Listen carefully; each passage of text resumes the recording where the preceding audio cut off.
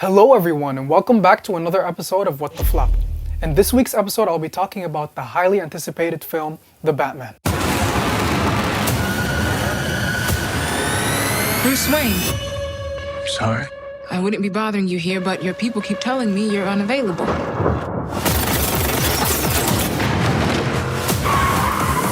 So let's focus on the positive aspects in this film. The director, Mark Reeves, that has previously worked on films such as Cloverfield and two of the Planet Ape films, is now working on the Batman movie. And in my opinion, the approach that he decided to go for in this film reminded me a lot of the David Fincher films such as Zodiac and Seven, and in my opinion, these films are one of my favorite films of all time. The spectacular cinematography in this film was one of my favorite aspects in the whole film. The director of photography, Greg Fraser, that recently worked on a film called Dune, had an amazing choice of lighting, camera work, and the color grade in this film that DC usually go for, the gloomy feel that we see in Gotham City.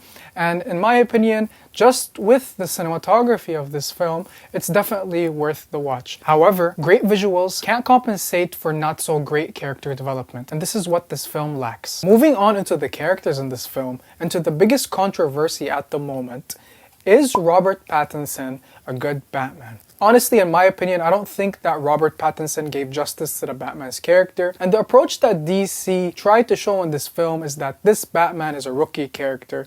As well as that, I would have seen Robert Pattinson as a Joker role. It would have suited him better because Batman's character in this film didn't have a lot of dialogue. It's not the same storyline that you see in previous Batman films, and this is what DC wanted to do in this film. They wanted to give a fresh and different feel for the Batman, and it wasn't my cup of tea because when you watch Batman movies in the past, you want to feel that nostalgic feel, and to me, it just deprives me of that in this new film. Moving on to Zoe Kravitz, in my opinion, she did a spectacular job with starring Catwoman.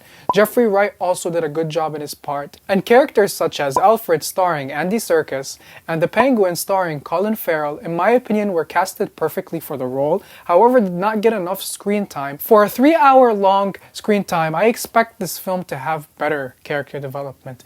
And in my opinion, there's no reason for this film to be that long if we don't understand what each character approaches and why are these characters in this film. Now, the biggest question mark posed for the character, the Riddler starring Paul Dano, had a fresh feel for the Riddler's character, but when you have an actor such as Jim Carrey that previously took on this role, it's very hard to top what he did with the character of the Riddler. All in all, this film is definitely not a bad Batman movie.